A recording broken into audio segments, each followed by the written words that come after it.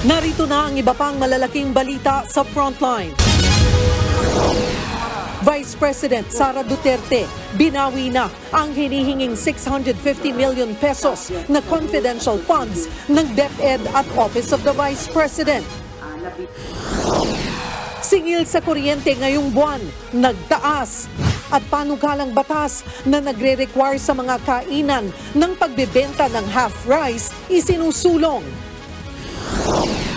4 na Pinoy sugatan matapos pasabugin umano ng Russia ang isang barko sa Black Sea. Habang ang Israel at militanteng grupong Hamas malapitan ng nagbabakbakan sa Gaza City. Border kung saan naipit ang ilang Pilipino, isinara muna. News 5 exclusive, mag-ama sa Bacoor, Cavite, pinagsasaksak, patay. Babae sa Narvacan, Ilocos Sur, binaril ng kanyang ex-boyfriend nang dahil sa matinding selos.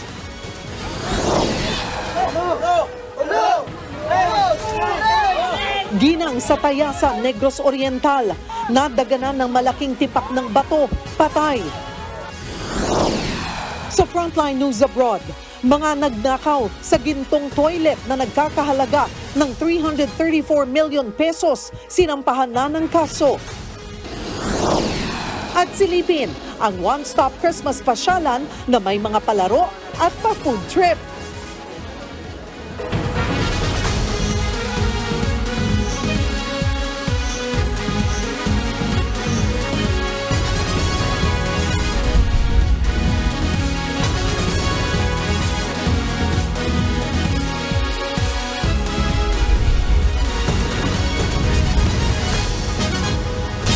Patay sa sunog ang isang senior citizen at ang kanyang anak sa Parañaque. Natupok din ng apoy ang 20 bahay. Nasa frontline ng balitang yan, si Dave Abuel. Napahagulgol ang ilang residente nang ilabas na ang 2 bangkay na ito. Kasunod ng sunog sa Barangay San Dionisio sa Parañaque City kaninang madaling araw. Kinilala ang mga biktima na sina Soledad Salvador Belmonte, 69 anyos, at anak nitong si Brian Belmonte, 42 anyos. Nakita raw ng mga bumbero ang bangkay ng isa sa mga biktima sa kusina, habang nasa sala naman ng isa pa. Tingin nila, tinangkapang lumabas ng isa sa mga biktima. Mag-aalauna ng madaling araw ng sumiklab ang sunog. Mabilis na kumalat ang apoy sa mga bahay na karamihay gawa sa light materials. Pahirapan naman ang pag-apula sa sunog dahil sa masikip ang daan. Ang challenge po natin dito is yung dikit-dikit yung bahay. At saka nag-umpisa kasi sa second floor, puro kahoy kasi ang strategy namin, pagpasok, sinice up, sa nantakbo ng hangin, pinaikutan ng truck, inabangan na hindi madamay yung ibang bahay. Tumagal ng higit 2 oras bago naapulang apoy. 20 bahay ang nasunog at 40 pamilya ang nawalan ng tirahan. Inaalam pa ang kabuuang halaga ng pinsala at ang pinagmulan ng apoy. Nitong Hulyo lang, sumiklab din ang sunog sa parehong barangay. Aabot sa 300 residente ang naapektuhan niyan.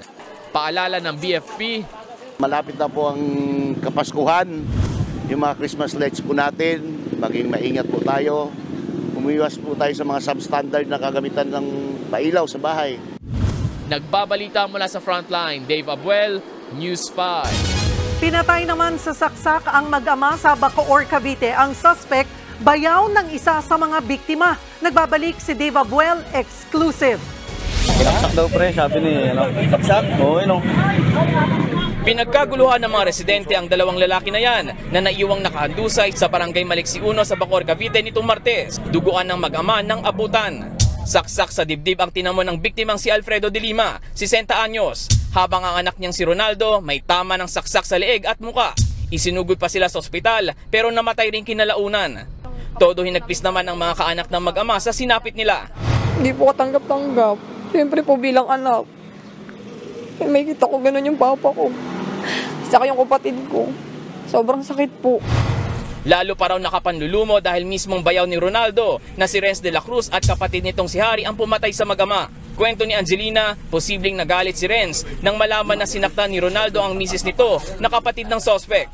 Akala po nung mga kapitbahay namin kasi medyo malayo po Nagpapanuntukan lang kasi gumagano lang daw po. Yung pala po nagsasaksakan na. Nung lumapit yung papa ko para umawat, sinaksak din po yung papa ko ng suspect.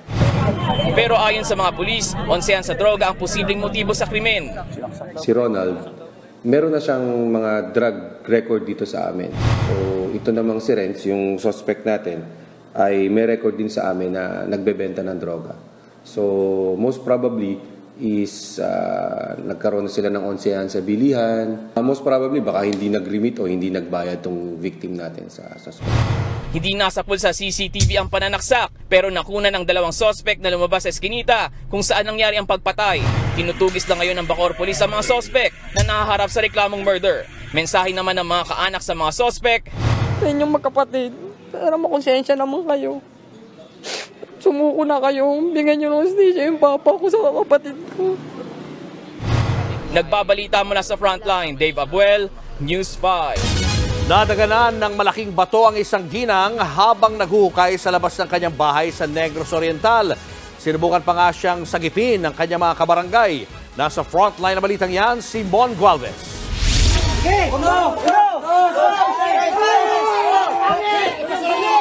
Gamit ang mga lubid at kahoy, nagtulong-tulong ang mga lalaking ito para hilahin ng malalaking tipak ng bato sa harap ng isang bahay sa Sitio Camogaw sa Tayasan, Negros Oriental nitong Biyernes. Layo nila makuha ang 34 anyo sa si Virgil Cuevas na naipit sa bato.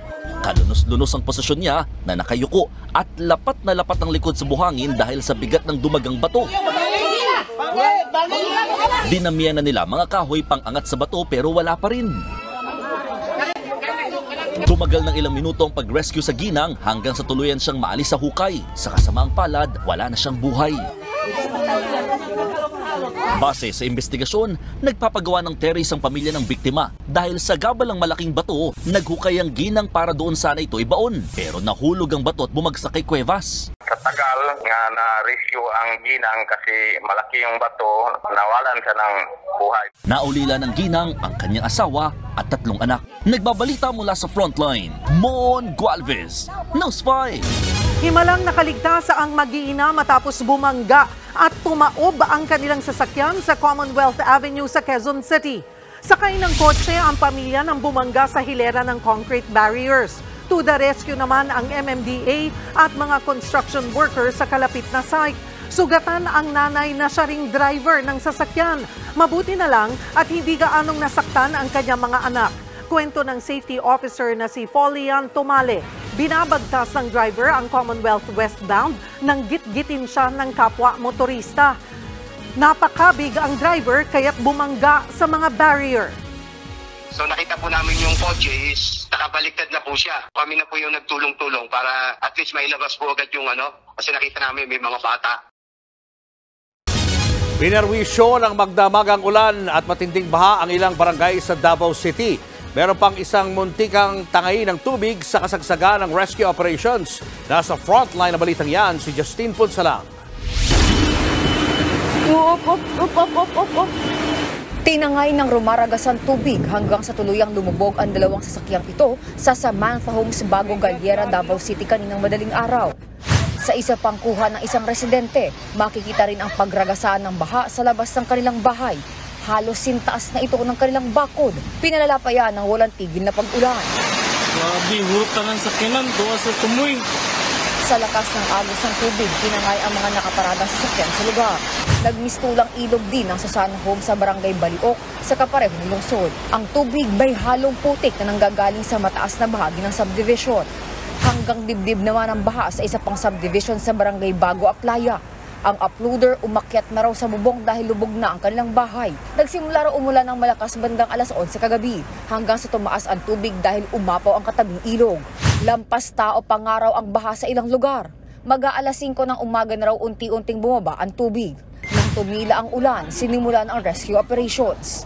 Maraming sasakyan ang stranded sa kalsada ng barangay. Sa kalagitnaan ng pag-rescue, meron pang biglang tinangay. Ay, kumpiyansa niya, sir! Gugna! Agad din naman siyang nasagip. Isinakay naman sa pop boat ang mga inilikas na residente. Ayon sa Davao City Disaster Risk and Reduction Management Office, apektado ang Mindanao ng easterlies o yung hangin galing sa Pacific Ocean. Nakadagdag din ang localized thunderstorms at low pressure area sa Palawan, kaya nakaranas sila ng matinding ulan at baha. Naabisuhan naman daw sila ng maaga, kaya nakapaghanda. Naninirahan nearby, we have conducted recorrida or yung preemptive evacuation.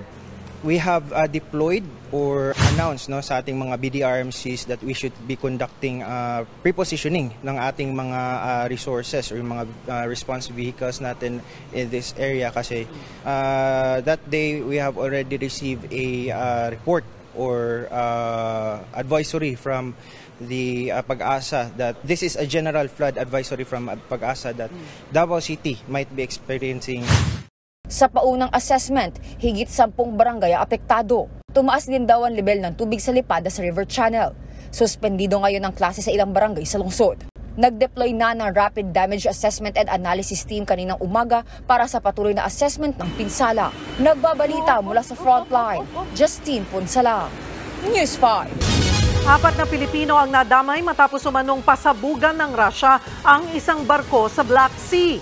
Ayon sa Southern Military Command ng Ukraine, dadaong dapat ang civilian ship na K-Max Ruler sa Black Sea port ng tamaan ng missile. 1 ang patay at 5 ang sugatan, kabilang na nga ang ating mga kababayan. Wala pang pahayag ang Russia kaugnay ng pag-atake. Pero ayon naman sa DFA, nasa ligtas na kondisyon na ang 4 na Pinoy. Naipagbigay alam na rin sa kanilang pamilya ang kanilang sinapit.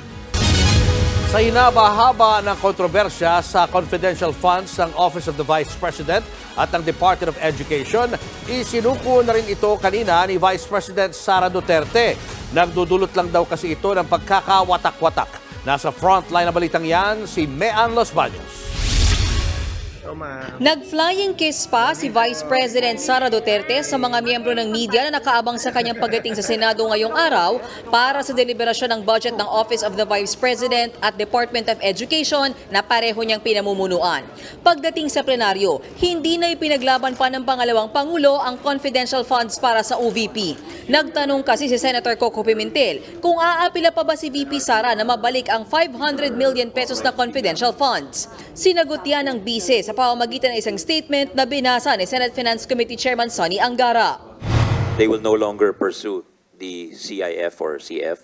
And the reason why is because it is seen to be divisive, and as the Vice President, she swore an oath to keep the country peaceful and strong. I commend her, Mr. President, for now categorically stating to this House that it's not a deferral to our wisdom. She does not want it anymore. That settles everything. Matatanda ang noong nakarang buwan lang, sinabi ni VP Sara na ang sino mang kumokontra sa confidential funds ay kumokontra sa kapayapaan at kung sino ang kumokontra sa kapayapaan ay kalaban ng bayan. Bago pa ang mismong deliberasyon ng Senado sa budget ng OVP, matatanda ang sa Kamara pa lang ay tinanggal na ang halagang 500 million pesos na confidential funds ng naturang ahensya. Kung tutusin, pwede pa namang ibalik yan sa Bicameral Conference Committee. Pero hindi na raw yan mangyayari dahil sinabi raw mismo ni VP Duterte kay Senate President Zubiri na ayaw na niyang ipabalik ang naturang pondo.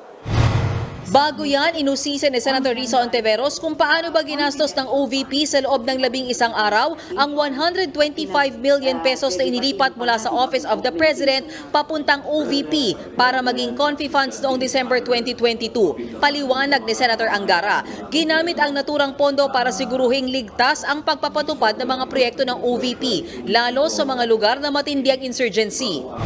Napakarami pong program ang OVP.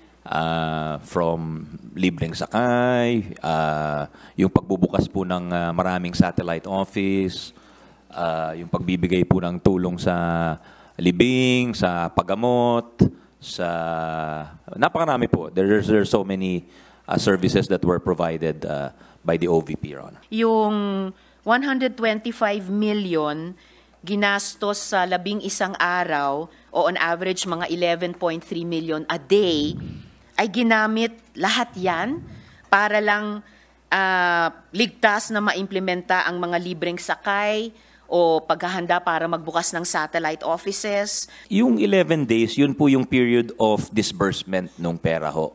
But if you include the period for obligation, it was actually 19 days. And if we look at the services performed or the use of the funds, goes beyond actually the 11 or whether there's 11 days or 19 days. Gate naman ni Ontiveros, hindi na kailangan ng confi funds para sa mga nabanggit na proyekto. Sapat na raw ang regular na pondo ng OVP. Katwiran ng opisina ni VP Sara, dahil Disyembre noong nakaraang taon ibinigay ang pondo, kailangan nilang magastos ito agad dahil patapos na ang taon. Sa huli, lumusot din sa plenaryo ang budget ng OVP na nagkakahalaga ng 1.874 billion pesos. Sa isa pang budget deliberation ng Senado para naman sa pondo ng DepEd, binawi na rin ni VP Sara na tumatayong Education Secretary ang hinihingi nilang 150 million pesos na confidential funds. Si Senator Pia Cayetano naman ang nagbasa ng statement ni VP Sara. We are all parents who want to protect our children. Ang seguridad ng mga bata ay seguridad ng kinabukasan ng ating bayan. Nonetheless, DepEd will no longer pursue confidential funds. Pero hiniling ng bise na ilipat na lang ang pondo sa National Learning Recovery Program ng DepEd. Lumabas din sa deliberasyon ng Senado na bagamat tinapyas ang confi funds ng DepEd ay tumaas pa rin ang kanilang budget. Sa ilalim ng bersyon ng Senado, 718 billion pesos na ang kabuoang budget ng DepEd. Nagdagdag ng 4 na bilyong piso ang Senado. Nagbabalita mula sa Frontline, Mean Los Baños, News 5. Kung ang OVP tinanggalan na ng confidential funds, ang Office of the President naman halos 5 bilyong piso ang nakalusot na confidential at intelligence funds. Nagbabalik si Mean Los Baños. 10.645 billion pesos ang kabuuang pondo para sa Office of the President o OP. Sa pondong yan, 2.25 billion pesos ang confidential funds at 2.30 billion naman ang intelligence funds. Wala pang isang oras ang deliberasyon at lumusot na sa plenaryo ng Senado ang 2024 budget ng OP. Sabi ni Senate Minority Leader Coco Pimentel, walang issue sa kanya ang pagbibigay ng confidential funds sa opisina ni Pangulong Bongbong Marcos. Pero kinwestiyon ng Senador ang intelligence funds. Ang Intel funds anya ay para lang sa Intel gathering ng uniformed at military personnel at Intel practitioners na may kinalaman sa national security. I believe that the Office of the President is a civilian office, not a uniformed or military, composed of uniformed and military personnel. And even if it may have some of them, that should not be highlighted because the constitutional policy is we should always highlight civilian supremacy over the military. And I don't think the Office of the President is composed of intelligence practitioners.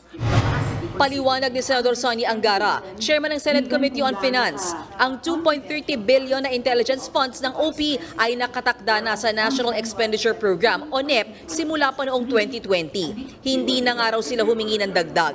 Importante raw ang Intel funds sa pagdedesisyon ng Pangulo. The President is both the user and generator of confidential and intelligence information. And to make, as the Commander-in-Chief, he needs to make very crucial decisions. So the importance of information cannot be understated, Your Honor. Sinita rin ni Pimentel ang circular na nag-utos sa mga ahensyang humihingi at gumagamit ng Intel funds na magsumite ng report sa OP. Ibig daw kasing sabihin, ang Office of the President na gumagamit din ng Intel funds ay nagsasubmit ng report sa sarili niyang opisina. Nasira yung controls and checks system po natin. I mean, that's the entire checking system that there is that Office of the President which controls, regulates, supervises and checks the usage of intelligence funds. And yet mismong siya ay binibigyan ng intelligence funds, so he reports to himself, Mr. President. So that is the weakness. Sa huli, umapila si Pimentel sa Pangulo na tignan ang pangailangan at halaga ng hinihingi nilang Intel funds. Sabi naman ni Angara, may safeguards ang joint circular at pwede itong silipin ng Commission on Audit. Pinuri naman ni Senate President Zubiri ang Office of the President dahil daw sa kumpleto at komprehensibong report na isinumite sa Senado kaugnay sa kung paano nila ginamit ang kanilang confidential at intel funds. Nakasaad daw dito kung saan napunta at anong resulta ng CIF. Hindi raw gaya ng ilang ahensya ng gobyerno na 2 hanggang 5 pahinang report lang ang binigay sa Senado. Bukod dyan, pasado na rin ang 812 million pesos na budget ng Presidential Management Staff. Kabilang dyan ang 46 million peso budget na dagdag para sa Radio Television Malacanang o RTVM na siyang nagko-cover kay Pangulong Marcos. Nagbabalita mula sa Frontline, Mean Los Baños, News 5. Susunod, gunman sa pagpatay sa radio anchor na si Juan Humalon, kilala na ng mga pulis. Natalong kandidato hinabol ng saksak ang nakalawang barangay Kagawad sa Cavite City. At kilalanin ang nakakasindak na multo sa University of the Philippines. Abangan ang lahat ng yan sa pagbabalik ng Frontline Pilipinas.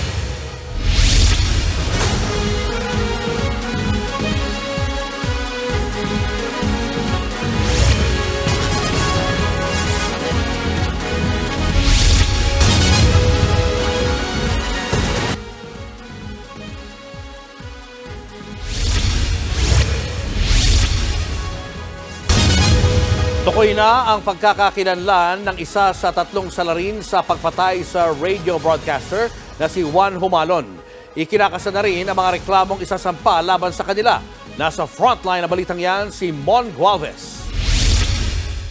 Meron nang nakapagturo sa pagkakakilanlan ng gunman sa brutal na pagpatay sa radio broadcaster na si Juan Humalon o mas kilala bilang DJ Johnny Walker. Ayon sa binuong Special Investigation Task Group, Johnny Walker, personal na lumapit ang taong nakakilala sa sospek. Pero hindi pa muna ito pinapangalanan ng mga otoridad. Dahil nga kumalat na yung videos and naging viral, then dahil na rin sa mga news item natin, so nakita nung witness natin, napanood niya, no? And sabi niya, kilala niya yung tao base sa galaw, base sa physical description. Kapag nadakip ang gunman, malaking tulong ito para matukoy na rin ang pagkakakilanlan ng 2 pang kasabwat niya. Hanggang ngayon kasi, blanco pa ang mga otoridad kung sino sila kahit may inilabas ng computerized composite sketch ang PNP. Ikinakasa na ng pulis ang mga isasampa nilang reklamong murder at theft sa Provincial Prosecutor's Office laban sa 3 salarin. Kahit natukoy na ang sinasabing gunman, hindi pa rin itinuturing ng PNP na case closed na ang pagkakapatay sa radio broadcaster. Imbis kasi na direktang sampahan ng reklamo sa korte ang mga sospek, magkakaroon muna ngayon ng tinatawag na case build-up na tatagal hanggang 10 araw. Base sa Section 5 ng Department Circular No. 20 ng DOJ, magkakaroon muna ng evaluation at case build-up ang prosecution offices sa mga criminal complaint gaya ng pagpatay para hindi raw basta nababasura ang mga reklamo. Umaasa naman ang pamilya Humalon na magtutuloy-tuloy ang pag-usad ng kaso.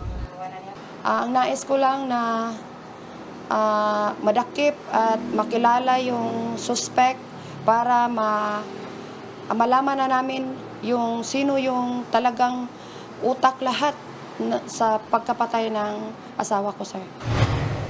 Nananawagan pa rin ng proteksyon ng pamilya Humalon lalo't hindi raw malabong balikan sila ng mga salarin. Ito yun, nangangaba kami kasi hindi normal yung ginawa nila sa asawa ko. Pwede naman pwede namang mayroong mag-interest din sa aming buhay. Nauna naman nang sinabi ng PNP na handa nilang bigyan ng proteksyon ng pamilya ng pinaslang na radio broadcaster. Desidido rin ng pamilya Humalon na ituloy ang naiwang radio station ni DJ Johnny Walker. Nagbabalita mula sa Frontline, Mon Gualvez, News 5.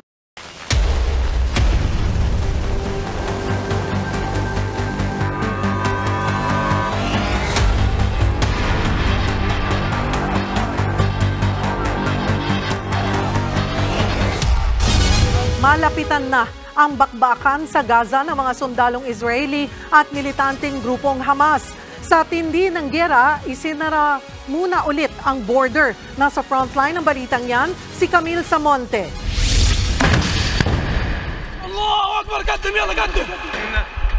Yan ang aktwal na pakikipagbakbakan ng militanteng grupong Hamas laban sa mga sundalo ng Israel sa Gaza. Walang tigil ang kaliwat kanang putukan sa magkabilang panig. Ang ilan sa mga miyembro ng Hamas may dala pang rocket launcher para pasabugin ang mga tangke ng Israel.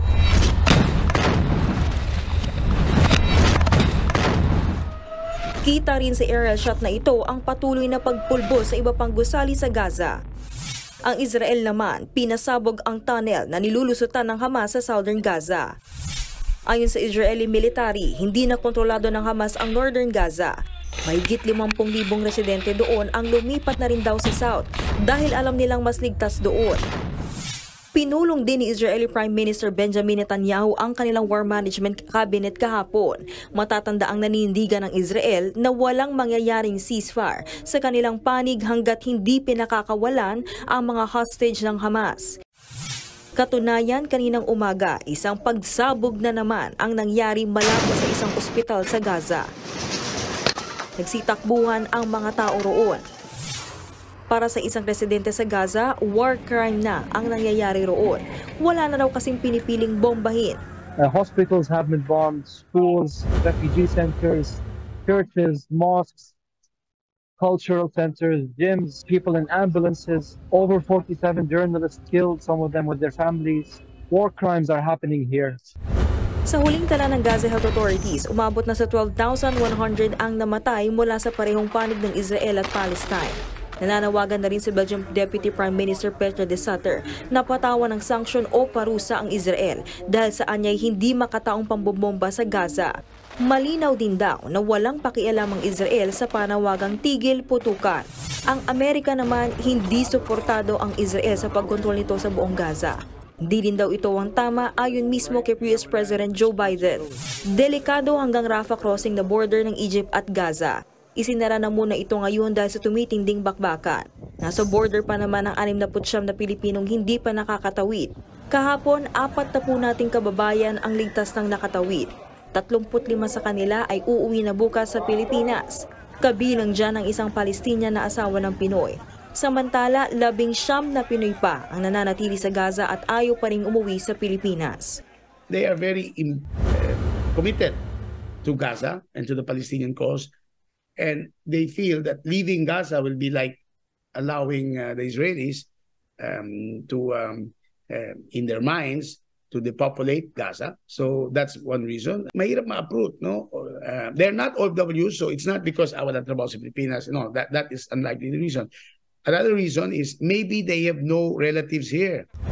Nagbabalita mula sa Frontline, Camille Samonte, News 5. Paalam mga kapatid, in for a treat ang mga film at TV show buffs dahil sa sunod-sunod na showing ng malalaking pelikula at series next year. Ang bagong pelikula ng Mean Girls, Ghostbusters at horror series na Stranger Things naglabas na po ng patikim. Narito ang report.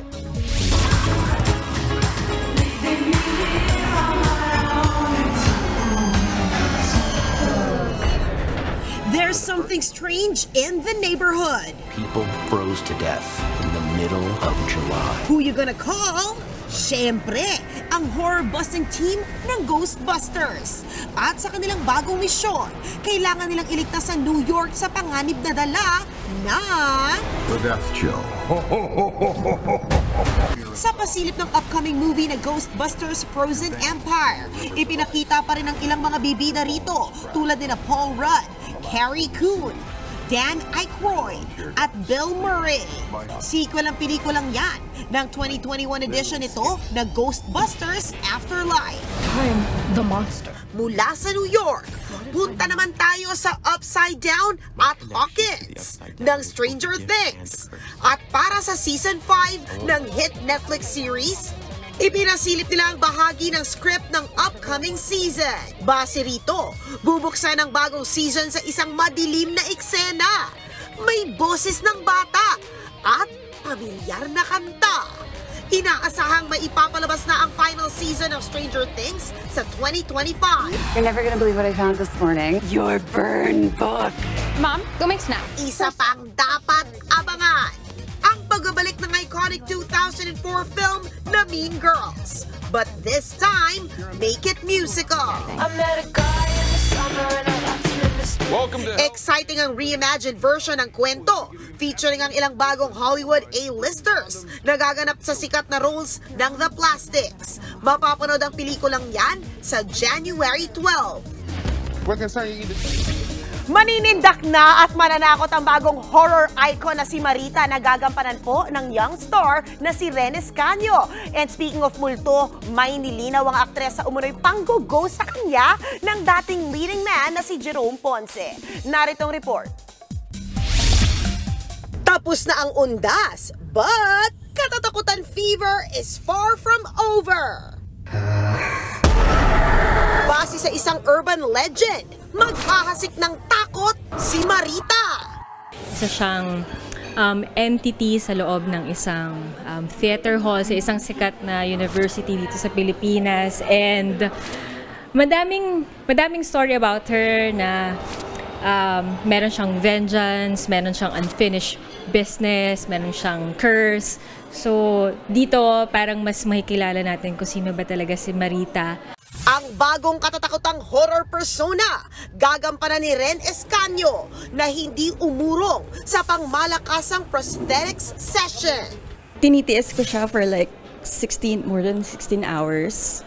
And ginawa namin siya more than 2 hours. And every time na lumalabas ako sa standby area, natatakot ako kasi baka mamaya merong atakihin. So, guys, ako lang to. Ako to, si Ren ako. Speaking of mga multo at ghost, matapos magsalita ni Jerome Ponce sa News 5 tungkol sa kanila ni Ren, nilinaw niya ang isyung na-ghost siya ng dati niyang leading man. Jerome? Ang alam ko lang talaga is sobrang nag-work hard kami para mag-work yung tandem naming dalawa dun sa last na ginawa namin. And then bigla na lang may iba na siyang partner. May sama ng loob pa nga ba si Ren kay Jerome? Si Marita hindi naman kay Jerome galit. Hindi natin alam. Malay natin. Pag nakita niya si Jerome, alam niyo naman si Jerome. Si Marita pa naman, galit yan sa mga di ba? Sa mga sa mga pogi. Ayaw ni Marita sa masyadong pogi. Galit siya. Kasi mapanakit daw yung mga pogi na yun. Okay na nga ba sila?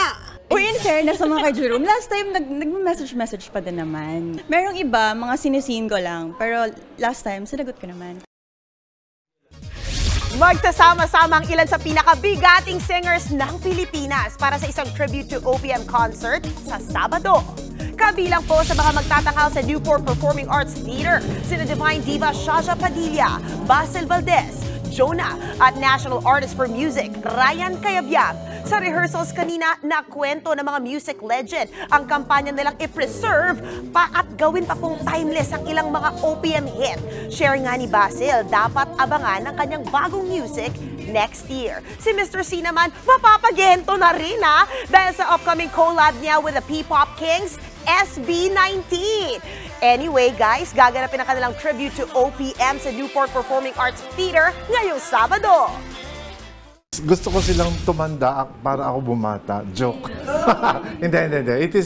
It is something that I look forward. And actually, iba sila mag-isip eh. Iba sila sumulat. They had to bring me closer to them. And then, tingnan ko kung saan ako pwedeng mag-meet sa kanila. Susunod, pagre-require ng pagbebenta ng half-rice sa mga kainan, nakikitang solusyon para walang masayang na kanin. Singil sa kuryente, magtataas na naman, pero posibleng magka-refund.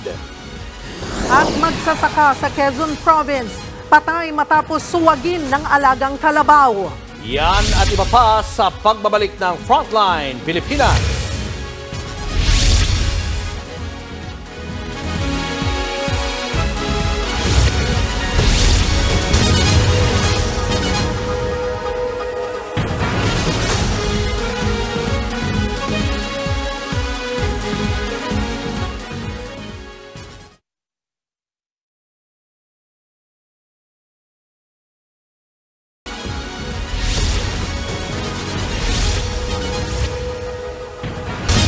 Sinabayan ng protesta ang pagbabalik ng pinakamalawak na kamandag exercises ng Pilipinas at Amerika. Mas pinalakas pa yan kasama ang mga tropa ng Japan at South Korea. Nasa frontline ng balitang yan, si Brian Castillo.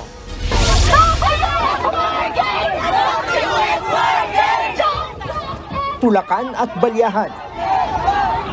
Sa kumprontasyon nagsimula ang araw ng mga kabataang relihista at Pulis Maynila kanina. Sumugod sa tapat ng US Embassy ang grupo para iprotesta ang military exercises ng Amerika at Pilipinas. Nagbabalik kasi simula ngayong araw ang Kamandag Exercise o kaagapay ng mga mandirigma mula sa dagat. Sa ikapitong edisyon ng taunang pagsasanay, kalahok muli ang libu-libong sundalo ng Philippine Marine Corps at US Marines. Sa unang pagkakataon kasama na rin ang puwersa ng Republic of Korea Marine Corps at Japan Ground Self-Defense Forces. Observers o manonood naman ng ilang tropa ng United Kingdom.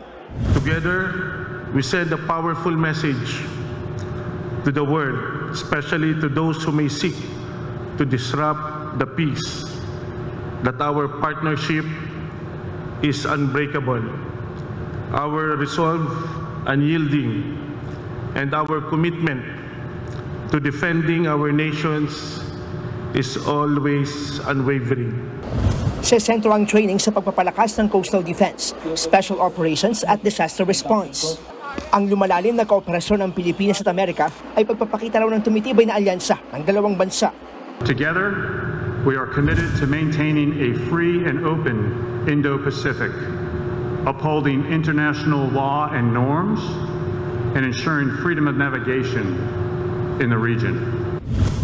Iginit din ng dalawang bansa na walang kinalaman ang military exercise sa tensyon sa West Philippine Sea at sa Taiwan Strait ng China. Yan ay kahit may ilang pagsasanay sa Palawan at Batanes na malapit sa mga tensyonadong lugar.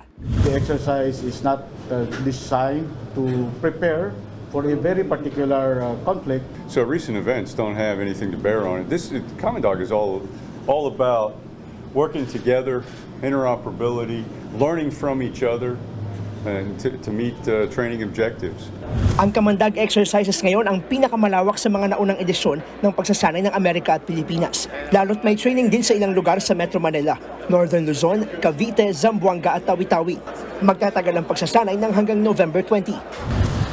Kamakailan lang lumabas sa Pulse Asia Survey na kinomisyon ng Strat-based ADR Institute na karamihan ng mga Pilipino ay gustong palakasin ng relasyon sa Amerika at Japan, partikular sa usapin ng ekonomiya. 74% o 7 sa 10 Pinoy ang nagsasabing dapat mas paigtingin ang ugnayan sa Amerika. Sinundan niya ng Japan ang 55%. Kasama rin ang Australia at Canada. Pangalawa naman sa huli ang kapitbahay nating China na may 19%. Isinagawa ang survey noong September 10 hanggang September 14. Kasagsagan niya ng mga balita tungkol sa pagharang ng mga barko ng China sa resupply mission ng Pilipinas sa Ayungin Shoal. Nagbabalita mula sa frontline, Brian Castillo, News 5. Naniniwala si Metro Pacific Investments Corporation Chairman and President Manny Pangilinan na lalago pa ang tollway sector sa pagkasanib puwersa nila ng San Miguel Corporation ni Ramon Ang. Ayon kay MVP, mas malaki ang magiging benepisyo sa buong bansa kapag nagsosyo lalo sa iba't ibang proyekto ang dalawang pinakamalaking tollway operator sa Pilipinas. Patuloy raw dito ang pagkasanib puwersa ng Metro Pacific at ng SMC para sa pagtatayo ng Cavite-Batangas Expressway at Nasugbu-Bawan Expressway. We're looking at other areas where we can cooperate and create the critical mass that is needed. For example, in the case of tollways, if we manage to combine our two tollways, I think it's a good candidate to list in the Philippine Stock Exchange and become a major factor in terms of energizing the stock exchange because it will be significant. Bukod naman sa infrastruktura, kilala ring supporters ng Philippine Sports sina MVP at Ramon Ang. Bagamat magkaribal ang mga kupunan nila sa PBA, pareho raw nilang gustong tulungan ang mga Pilipinong atleta maging sa iba't ibang larangan. We might be rivals in the business space, but if we do decide to cooperate on an effort that is good for the country, like sports, no? Be it in basketball or in any other area of sports, we can produce benefits and raise the reputation of the Filipino athletes. What's up mga kapatid? Tuloy ang PBL All-Filipino Conference today at dinomina ng F2 Logistics Cargo Movers ang Gerflor Defenders in straight set sa unang laro. In control ang F2 from start to finish at umabot pa ng 14 ang lamang nila nung third set. Nanguna si Aragalang para sa Cargo Movers na nagtala ng 11 points. 6th place na ngayon ang F2, tied sila ng Signal na may 4-2 record. Sweep din ang naganap sa pangalawang laro. Pinakitaan ng PLDT high-speed hitters ang Galleries Tower High Risers 29-27, 25-14 at 25-18. Si Erica Santos ang nag-top score with 17 points on 15 attacks and 2 blocks. 5-1 na ang PLDT habang hinahanap pa din ng High Risers ang una nilang panalo. At sa huling laro, nanalo ang Sherry Tigo crossovers in 4 sets kontra ang Next-led Chameleons.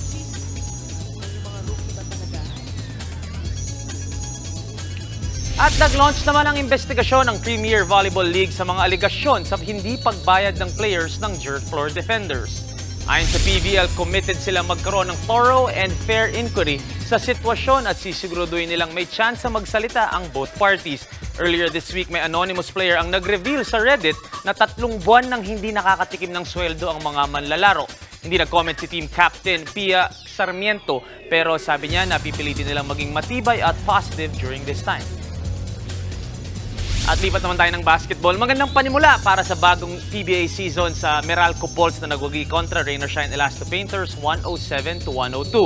Naglaro ng fantasy basketball ang import ng Bulls na si Sue Bremo na nagpakawala ng 34 points, 14 rebounds, 3 assists along with 2 steals and 1 block. Nagabag naman ng 20 points and 16 si Chris Newsome and Elaine Maliksi respectively. Tuloy ang Commissioner's Cup bukas. Mauuna ang Terra Firma Jeep kontra Northport Batang Pier ng 4 p.m. At buwan naman ng laro naman para sa NLEX Road Warriors at Phoenix Fuel Masters ng 8 p.m. Mapapanood ang parehong laro sa A to Z channel at Pilipinas Live at syempre sa Signal Play apps. Huwag mo na kaya alis, sports pa tayo mamaya. Susunod, Presidential Advisor for Creative Communications, Paul Soriano, hindi na konektado sa Department of Tourism. Ilang may-ari ng karinderya tutol sa panukalang pagtitinda ng half rice. At Meralco may taas singil ngayong buwan pero pwede raw yang mabawi sa pinag-aaralang refund. Tutok lang mga kapatid, magbabalik pa ang Frontline Pilipinas.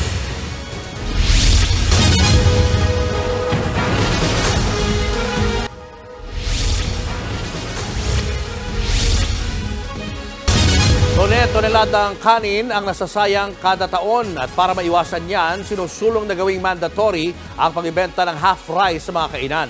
Nasa frontline ng balitang yan, si Maricel Halili. Kahit sakit pa rin sa ulo ang mataas na presyo ng bigas, toneladang kanin pa rin ang nasasayang sa Pilipinas kada taon. Katunayan, sa pag-aaral ng Food and Nutrition Research Institute ng DOST, 2 kutsara ng kanin kada tao ang nasasayang bawat araw. Katumbas ito ng 384,000 metric tons ng bigas na nagkakahalaga ng 7.2 billion pesos. Nasa 2.5 million na Filipinos pa sana ang makakakain ito kung hindi lang sinayang. Ano po ba napapansin natin pag may fiesta? No? Marami kasi yung sabi nga natin takaw mata. So we are actually, the campaign says, get only what you need. And in what we have done in the past was to encourage a half cup serving as default. Sabi ng PhilRice, sa mga probinsya mas marami ang kanin na nasasayang. Kaya para hindi tuluyang masayang, pinapakain na lang daw sa livestock o mga alagang hayop. Gayunman, ipinupursige pa rin ng PhilRice ang pagkakaroon ng half-cup rice bill. Sa pamamagitan nito, obligado ang lahat ng mga kainan na gawing available ang half-cup of rice saan mang panig ng bansa. Tulong na rin daw ito sa mga diabetic. Una nang inihain sa Senado ni Pangulong Bongbong Marcos ang Anti-Rice Wastage Act of 2013 nung siya ay mambabatas pa, pero hindi ito na isabatas. Sa ngayon, meron namang ordinansa sa 46 na lugar sa Pilipinas ukol dito. Kabilang na ang major cities gaya ng Baguio, Quezon City at Manila. Pero importante pa rin daw na gawin itong isang batas. Kasi ang lagi din nilang sinasabi, mas maganda kung national yung law para at least kahit saan ka man pumunta, alam mo na dapat magsiserve sila ng half. Pero kung ang may-ari ng karinderya na si Rosalie nang tatanungin, hindi na kailangan ng batas. Hindi talaga kami nag-o-offer ng half price kasi Nakabalot-balot po yung rice namin tulad po nito. Nakabalot na siya ng 1 cup. Ngayon, pag mag-half rice pa kami, parang kumbaga abala po para sa amin. Taliwas naman dyan ang pananaw ng suki na si Louie. Kasi po, minsan po hindi naman po talaga nauubos yung kanin, nasasayang lang. Tsaka yung mga pera ng tao talaga hindi naman ganong kaano ng pagbili ng isang buong kanin. Half cup man o hindi, panawagan ng PhilRice na lokal na bigas ang bilhin para di malugi ang ating mga magsasaka. Nagbabalita mula sa Frontline, Maricel Halili, News 5. Kapit mga kapatid, magtataas na naman ang sigil sa kuryente ngayong buwan pero pwede raw mabawi yan sa pinag-aaralang refund. Nasa frontline ng balitang yan, si Shaila Francisco. Hindi pa man nakakahinga ang consumers sa mga nagdaang taas singil sa kuryente. Heto't may dagdag singil na naman ang Meralco ngayong buwan. 23 centavos kada kilowatt hour ang power rate hike. Katumbas yan ng 47 pesos para sa mga kumukonsumo ng 200 kilowatt hours kada buwan. Kung 500 kilowatt hours naman, halos 120 pesos ang dagdag sa buwan ng bill. Paliwanag ng Meralco, resulta ito ng mataas na transmission charge o yung bayad para sa paghahatid ng kuryente mula sa mga planta patungo sa pasilidad ng Meralco. Higit doble kasi ang gastos sa pagbili ng reserbang kuryente ng National Grid Corporation of the Philippines o NGCP. Ang gastos na yan nakapaloob sa transmission charges. You will need backup in case of the unforeseen o kung may fortuitous situation. Tumaas siya ng almost 4-fold. Nagagamit usually na system kung magkakaproblema at kukulangin. Diyan siya magkikick in. So there is a cost to that. Kasama rin sa transmission charges ang gastos ng mga kumpanya sa buwis, kapital sa mga proyekto at operasyon. Ang pagpataw sa mga yan dapat aprobado ng Energy Regulatory Commission o ERC. Ito ay para matiyak na hindi sobra ang singil sa consumers. Pero sa pag-review sa gastos ng NGCP noong 2016 hanggang 2020, humiling sila na bawiin sa consumers ang halos 388 billion pesos. Kaso sabi ng ERC, 183 billion pesos lang ang pwede nilang singilin. Paliwanag ng komisyon, hindi pwedeng ipasa ng NGCP sa consumers ang gasto sa mga proyektong hindi pa tapos. Gayon din ang dagdag pasahod at bonus sa mga empleyado, pati na mga ibinigay na COVID-19 donations. Wala rin daw sapat na dokumento ang mga ito. Ilan sa mga ipinagbawal singilin, dating na raw nabawi ng NGCP. Kaya pag-aaralan ng komisyon kung dapat may i-refund sa consumers. What we are seeing are just telltale signs, diba? It looks like, because their claim is this much, and what we are approving, at least on this draft determination, is this much, it looks like there will be a downward adjustment. Buwelta naman ng NGCP, kulang ang dokumento nila dahil hindi ito hiningi ng ERC. This was really a rushed process. And is it a rushed process by fault of NGCP? No. Without setting the rules prior to the period, ang hirap naman hulaan ng NGCP kung ano yung allowed, disallowed, ano ba yung mainam, ano yung pwedeng itayo. Magsusumiti ang NGCP ng komento sa ERC sa susunod na linggo. Nagbabalita mula sa Frontline, Shaila Francisco, News 5. Lumago ang ekonomiya ng bansa sa ikatlong quarter ng taon. Sa tala ng Philippine Statistics Authority, umakyat sa 5.9% ang gross domestic product ng bansa. Kumpara yan sa 4.3% lang noong second quarter. Nakatulong daw ng husto ang paggastos ng pamahalaan, gayon din ang lumagong sektor ng agrikultura. At dahil dito, ang Pilipinas daw ang may pinakamalaking paglago na ekonomiya sa Asia ngayong third quarter. Ayon sa NEDA, kailangan magtuloy-tuloy ang mababang inflation para maabot ang 6 to 7% na GDP target ng pamahalaan sa pagtatapos ng taon. Inflation is key, no, to the revival of or to robust growth in the consumption spending, and so the focus is ensuring that reduction, that decrease in inflation reported in for the October 2023 will be sustained, no, in the coming months. Susunod na talong barangay Kagawad sa Cavite City, sinaksak ang nakalaban sa eleksyon. At magsasaka sa Lukban, Quezon, inatake ng kalabaw, patay. Marami pa kayong mga balitang dapat malaman sa pagbabalik ng Frontline Pilipinas.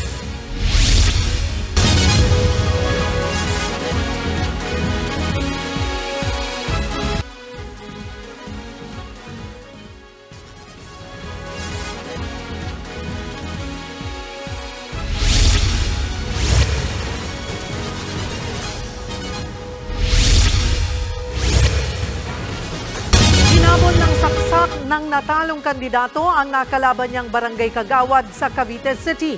Nasa frontline ng balitang yan, si Gary De Leon. Sa kuha ng CCTV na ito sa Barangay 1 Dalahigan sa Cavite City, makikita ang pagdating ng dating kagawad na si Luwalhati Loreno. Sinalubong siya ng bagong halal na kagawad na si Rodelio Pami. Maya-maya, bumunot ng kutsilyo si Loreno at inatake si Pami. Umabot pa yan sa habulan hanggang sa natakip si Loreno. Agad namang nagtungo ang aming mga patrollers upang i-follow up at mahuli itong si Barangay Kagawad. Nung naabutan siya, nahuli siya and na-recover pa din po yung patalim na ginamit niya. Base sa investigasyon, muling tumakbo si Loreno sa pagkakagawad nitong nakaraang eleksyon pero natalo siya. Noong araw ng pananaksak, ipinatawag si Loreno ni Pami para pirmahan ang kanyang Statement of Contribution and Expenditures o SOSE. Pero mainit na raw noon ang ulo ni Loreno. Wala na pong salita-salita. Basta po bumunot siya ng patalim sa likod at dinali niya akong paganyan. Ito po yung tama ako sa leg. Ito po yung natahina. Nakabuka po ito nung time na hindi pa po natatae. 5 stitches lang po itong pinatahi ko. Git naman ni Loreno, gusto lang niyang malaman kung bakit siya natalo sa eleksyon, pero walang sumasagot sa kanya. Sa grupo ng mga re-electionists na tumatakbo bilang mga kagawad ng barangay, tanging si Kagawad Loreno lamang ang hindi nanalo. Kaya duda niya, maaaring hindi siya sinuportahan ng mga kasama, maging ng mga pamilya nito. Sinampanan ng kasong frustrated homicide at grave threat si Loreno. Napatunayan niya raw na walang permanenteng kaibigan sa politika. Pag nakalaya ako, hindi na babalik dito. Nagbabalita mula sa Frontline, Gary De Leon, News 5. Patay ang isang magsasaka matapos suwagin ang kanyang alagang kalabaw sa Lucban, Quezon. Kilala ang biktimang si Simplicio de las Alas. Umaga pa siya nagpunta ng bukid pero gabi na nang matagpuan ang kanyang bangkay. Katabi pa niya ang kalabaw na may dugo sa sungay. Kinumpirma naman ng Municipal Health Officer na sinuwag nga ng kalabaw ang biktima kaya namatay. Sugatan ng isang babae matapos barilin ng kanyang boyfriend sa Narvacan, Ilocos Sur. Martes ng gabi, pumunta ang suspect na si Edmond Cabalar sa bahay ng kanyang nobya para suyuin ito. Pero dahil nakainom, si Cabalar ay hindi raw siya pinatuloy ng tatay ng nobya. Bumalik ang suspect na may baril at saka pinaputukan ang nobya. Sinubukan pa raw ng suspect na barilin ang sarili pero dumaplis ito. Kalaunan sumuko siya sa mga pulis. Ayon sa suspect, nagawa niya ang krimen dahil sa selos. Hindi naman daw kasi sila hiwalay pero may ibang lalaki na raw ang nobya. Ligtas naman ang biktima.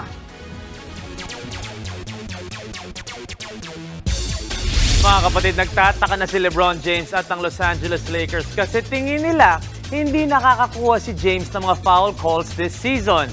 Ayon sa mga reports, kinontak na ng Lakers ang NBA office pagkatapos ng talo nila kontra sa Miami Heat para mapag-usapan ang sitwasyon. Nagpadala pa ang koponan ng ilang clips para mapakita ang mga illegal hit kay LeBron pero hindi pinipituhan ng mga referee. Para kay James naman may connection daw ang kanyang free throw attempts kung paano tumatawag ang mga referee this season. Sa ngayon, 3-5 ang Lakers, good for 11th sa Western Conference. Your Sports Tito Mike Reyes, peace and love. Susunod, gintong toilet na nakakalaga ng 334 million pesos ninakaw. Tuloy-tuloy pa ang makabuluhang balitaan sa pagbabalik ng Frontline Pilipinas.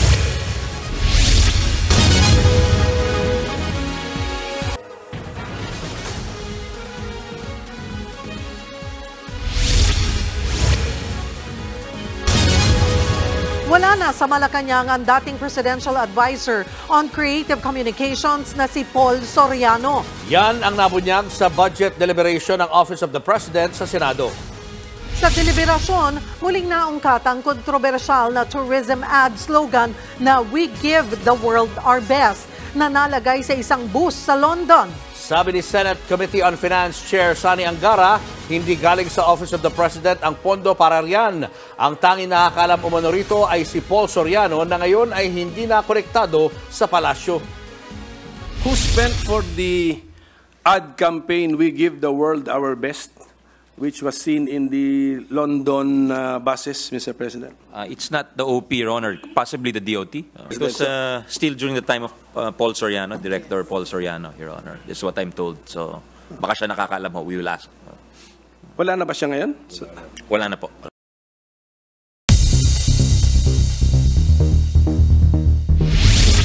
Kinasuhan na ang mga nagnakaw ng 18-karat na golden toilet sa England. Pero hanggang ngayon, hindi pa rin nakikita ang ginintoang inidoro. 2019 pa nang nakawin ang fully functioning na golden toilet sa isang art exhibit sa England kung saan ito naka-exhibit. Nagkakalagayan ng $5.9 million o mahigit 300 million pesos lang naman. Ayon sa Britain's Crown Prosecution Service, sinampahan na ng kasong pagnanakaw ang 4 na suspect. Sa November 28, haharap sila sa korte. Wala pang detalye kung nasaan na ang golden toilet.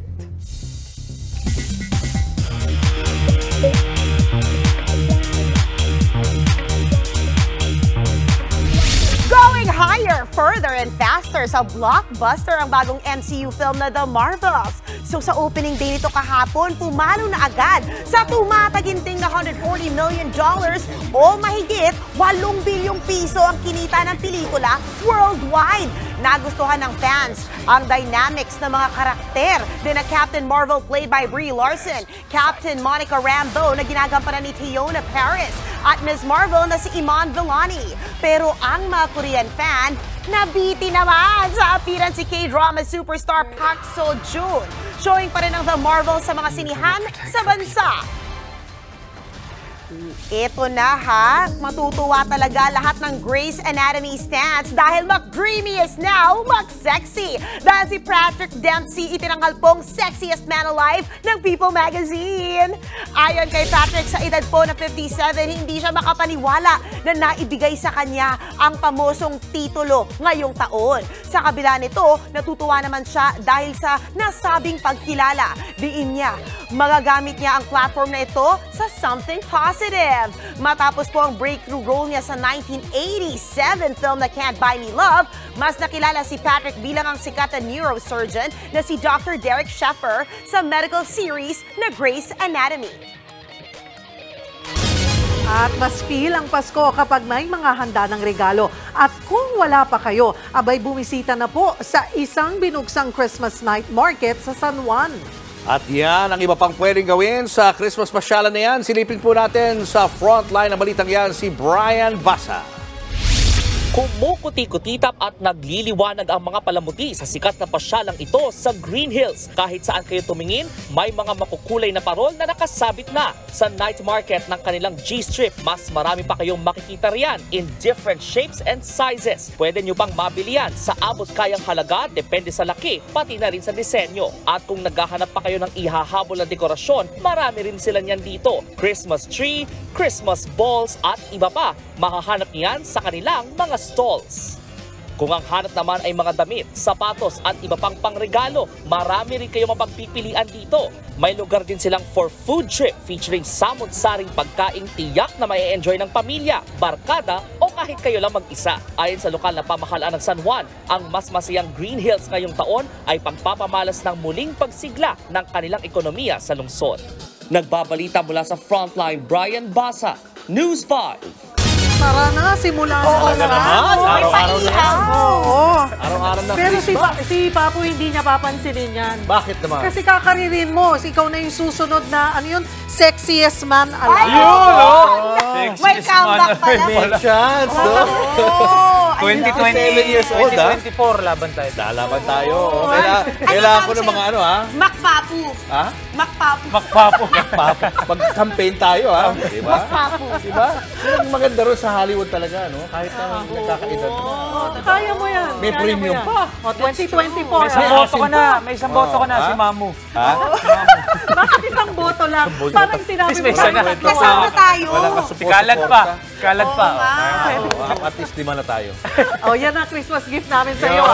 46 days na lang, mga kapatid. Pasko na. At yan ang mga balita mula sa frontline ng Pilipinas sa araw na ito. Mga balita at impormasyong para sa mga may alam at may pakialam. Kami ang inyong kasangga sa pagbalita. Kasama sila MJ Marfori at Tito Mikey Reyes. Ako po si Julius Babaw. Ako naman po si Cheryl Quosim. Magandang gabi, Pilipinas.